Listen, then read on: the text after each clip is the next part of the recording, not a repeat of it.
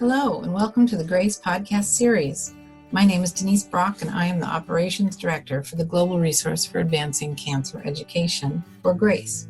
In this podcast series, we interview patients, advocates, and healthcare professionals to provide the most updated information for our community and to highlight important issues facing those dealing with a cancer diagnosis. We hope you find this information valuable. For questions or comments, please visit us at cancergrace.org.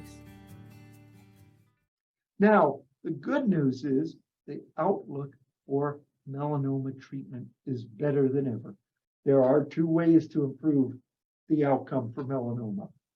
Well, three. We could prevent it altogether. We could change our behavior and have fewer cases of melanoma, but you just heard that we're going in the wrong direction. The second thing is we could find it earlier and we could have better outcomes because we find the melanoma before it has spread. The next way we could do better is with better treatments. And fortunately, we've made a huge amount of progress with these new treatments. And what you see here on this screen is the timeline of the approval of new drug treatments for melanoma by the FDA through about 2021, through around a year ago. What you see is the first drug for melanoma, a chemotherapy drug called dacarbazine, or DTIC, was in 1974. Then there weren't any others until interferon and interleukin in the late 90s, and nothing until 2011, when a new form of interferon, but more importantly, the new drugs that really changed the playing field, starting with ipilimumab, BRAF targeted treatments, and then the anti-PD-1 drugs and combinations.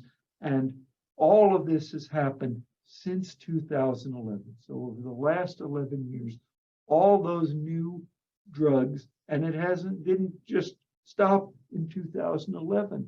We are continuing to improve. And I wanted you to see just what we're talking about in terms of how effective these treatments are.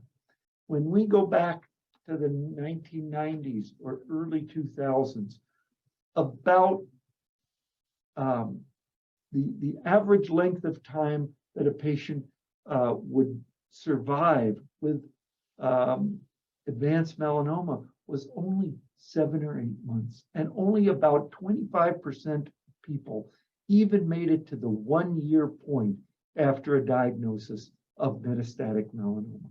With the new drugs we are talking about huge increases, not minor, huge increases. What do I mean? Look here at this clinical trial in which patients were randomized between one of 3 treatment arms: ipilimumab, the first new immune treatment, nivolumab, or the combination. And this particular slide just looks at those patients who have a BRAF mutation. And what we see is that 60%, more than half of the patients who were randomized to the Nivo and Ipi combination arm were still alive 5 years later. 60% alive at 5 years compared to 25% alive at 1 year in the past. That's remarkable. And as I said, we're not stopping there. We just had another new drug approved, the combination of nivolumab and relatlimab.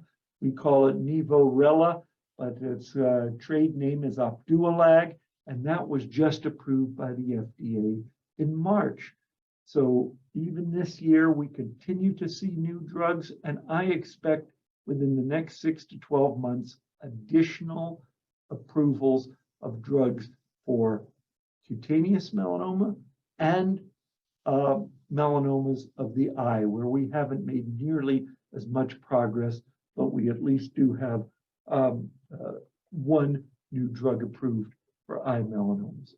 So I've mentioned 3 different ways already how we could do better with melanoma, but what I'm really going to talk about today is how we can do better in another way with the drugs that we have.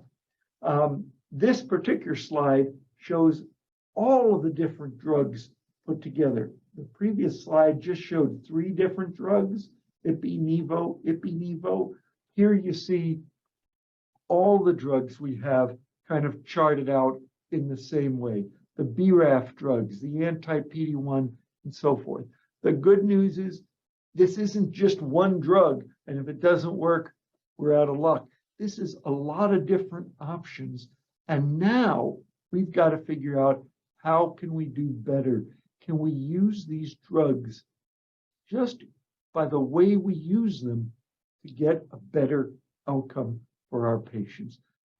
Thank you again for joining us. This podcast was made possible by the generosity of sponsorship from our friends at Lilly and Exelixis. Please like and follow us on Facebook and Twitter. Send us feedback, share your story, donate, and visit us for more information at cancergrace.org. Thank you for listening.